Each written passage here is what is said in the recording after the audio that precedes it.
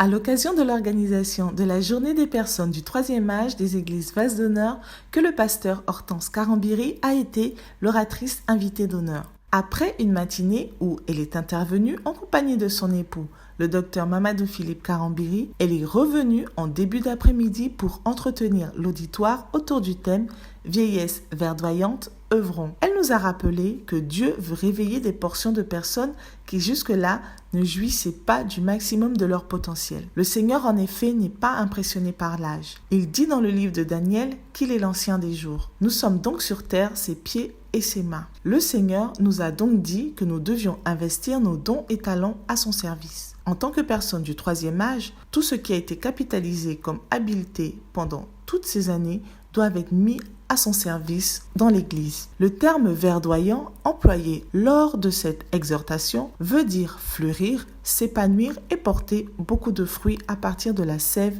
qui est la présence de Dieu. On doit trouver la sagesse chez les personnes en Christ du troisième âge. En effet, Dieu dit dans sa parole que les cheveux blancs sont une couronne d'honneur. Nous avons aussi parlé du terme travailler qui nous dit de ne pas rester assis. En effet, le monde a sa vision de la vieillesse, mais Dieu en a une autre. Avec lui, il n'y a pas de retraite. Ecclésiaste 9:10 nous dit « Tout ce que notre main trouve à faire, nous devons le faire. La puissance de Dieu ne diminue pas avec la vieillesse. La jeunesse doit trouver, au contraire, l'expérience des anciens, tellement productive qu'ils voudront la suivre. Ils doivent voir en eux de véritables modèles, des repères. » Le pasteur Hortense a aussi insisté sur la foi qui est l'une des clés d'une vieillesse verdoyante. Elle a rappelé à l'assistance qu'il devait agir, mais aussi prier et prier avec foi. Elle a enfin terminé son enseignement parlant de l'exemple de Zacharie et Élisabeth qui,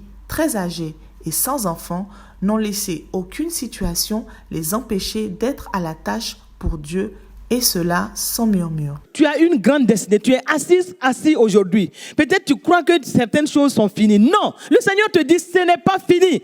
Il n'a pas dit le dernier mot. C'est maintenant que commence ta vie. C'est maintenant que commence ta vie.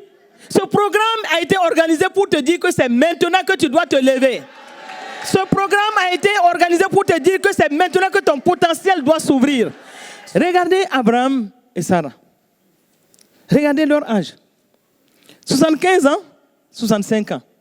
Et c'est en ce moment que Dieu se présente pour leur dire que c'est maintenant que commence votre vie. Si c'était aujourd'hui, il allait dire, mais tu n'as pas vu mes genoux là? Tu n'as pas vu mon rein là? Non. Dieu lui a dit, tu quittes ton pays, ta patrie, la maison de ton père. Tu vas là où je vais t'indiquer. Est-ce qu'il ne l'a pas fait? Sa destinée va s'accomplir parfaitement. Et que ta destinée s'accomplisse parfaitement au nom de Jésus. Que ta destinée s'accomplisse parfaitement au nom de Jésus. Et que le Seigneur fasse de toi une preuve de ce qu'il a mis dans les enfants de Dieu au nom de Jésus. Que tu sois béni, béni et béni encore au nom de Jésus.